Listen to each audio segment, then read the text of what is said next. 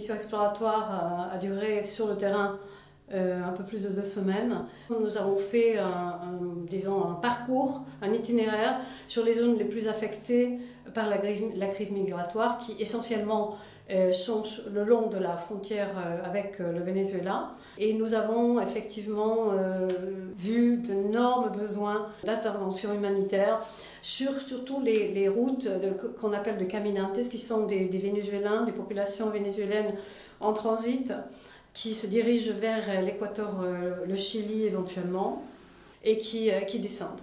Et ce sont ces populations-là en priorité que nous avons vues, les particulièrement démunies. Beaucoup de jeunes, en majorité, on va dire 80%, et le reste ce sont des familles avec des enfants, avec tout le monde, avec un petit sac, et qui prennent la route. Nous parlons de 1 200 000 personnes affectées directement, on va dire.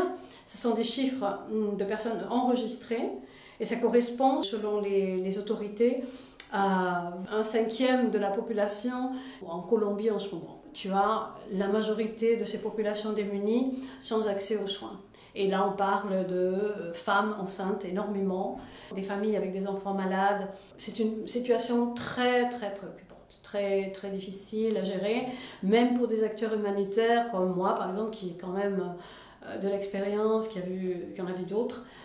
Mais cette crise-là, elle touche le cœur.